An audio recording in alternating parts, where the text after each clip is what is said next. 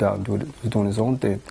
So it's myself, my mom who's got issues, and my siblings, you know. And it's a nice little 11-year gap between myself and my siblings. So in retrospect, it was almost a blessing that there was that gap, so because I'm able to look after them and help my mom.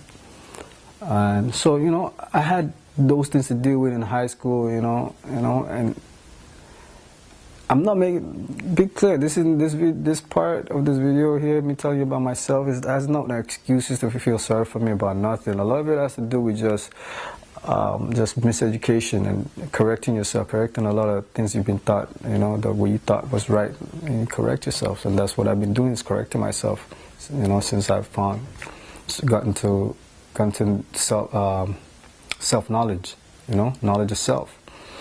So, so work and family became an important thing to me by the time I graduated high school. So what I really did was work. You know, most of the jobs I worked when I was in the kitchen, because my mom was a pastry chef, so I grew up in the kitchen. So it was natural for me to work in the kitchen. So, you know, I was a prep manager, then I became a kitchen manager for a seafood restaurant. You know, it was okay for the time being. But you know, when you have, at that point, you know, I also had a child. I had a daughter. You know, I'm pretty sure some of you are aware that I do have a daughter, and I have a book coming out based on letters that I wrote her while I was incarcerated. You guys could check it out on 27thletters.com. Okay, support. You know, I'm fundraising for that. So back to the story. So with that being said, you know, I had a child, and my family was important, and you know, I was looking after 2 homes essentially, because my daughter lived with her mother, and you know, I lived with my family and whatnot. So I had some stuff on my plate. Again, no excuses. So by 2002, summer 2002, I really got more focused on just making money by any means, you know. So, you know, I kind of strayed away from the whole family thing. I was more out in the streets, and that, you know, led to what happened in 2002, you know, late August 2002, you know. Got into an altercation, and with that altercation I got arrested, because somebody died as a result of that altercation. So 2 weeks, you know, before I move on, I just want to touch on the fact that even in regards to children's aids, as my mom's illness became more apparent, the school that my siblings attended contacted Children's Aids, and they got involved. And they actually came to our house to apprehend and kidnap my siblings. And in the process of that happening, I got kidnapped with myself. Like, I got arrested because this lady, her name is Carol Larby, who was in charge of the case at the point. Carol Larby came with a peace officer, and all I know is I'm laying down on the floor, my face is bleeding, and I'm getting charged for mischief and was it resisting arrest or some nonsense, which later were dropped. So anyways, my siblings got kidnapped by Children's Aids, and now I got kidnapped, you know. So by that time, fast forward to me getting arrested now for a different case, for the murder that I went in for.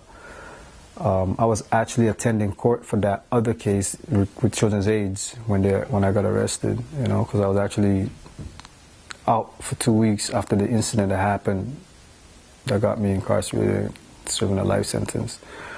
And then, so, you know, after 2 weeks, I got arrested. So now it's like, picture this, my siblings are in Children's Aids custody.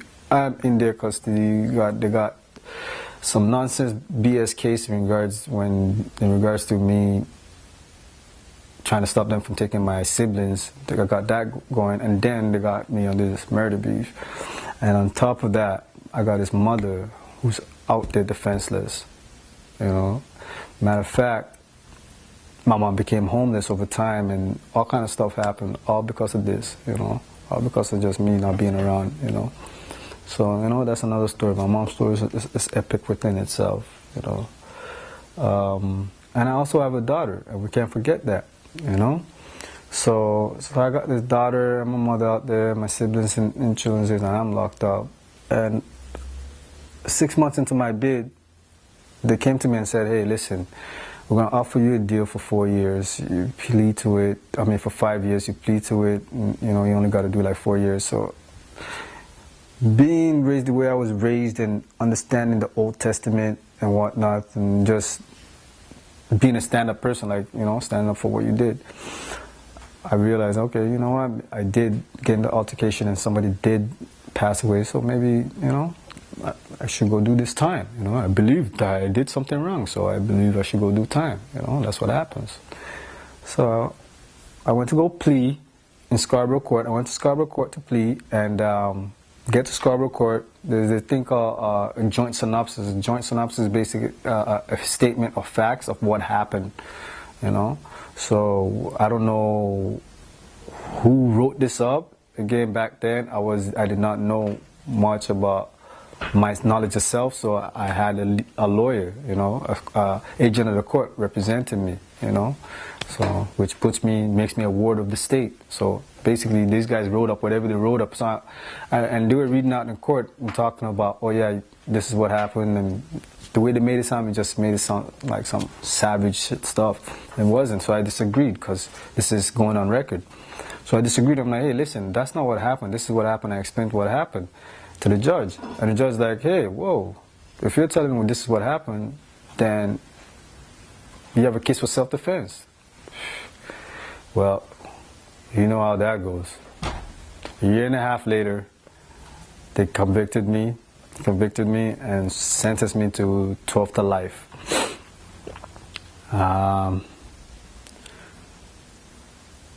So now, serving a life sentence. My mom is going through what she's going through on the streets. She's out there. At this point, this is why I even started writing this letters to my daughter. I'm not seeing my daughter anymore, like nothing, like whatever. You know, the positive side, at that point, you know, by the time I got convicted, I think it was 2002, and sentenced, my siblings were already back home with my dad, so which was really cool, you know. But aside from that, it was just downhill, you know. So I'm looking at life. So I'm sitting down for like 8 years, and in 2009, October 2009, my appeal got heard, and 2010, I won my appeal, winning, which means like January, February 2010, I won my appeal, which basically means that I get a new trial. So I came back to the city jail from the pen. In the States, you guys call it county jail. Came back to the city jail, and that's how I got to meet some of these young cats that are kind of starting at the beginning of their journey, and it really got to me seeing them and reasoning with them, and they reasoned with me and opened up to me, and I seen the pattern. Like, you would not believe. I did this research. How many men that are locked up have been in care of children's aids?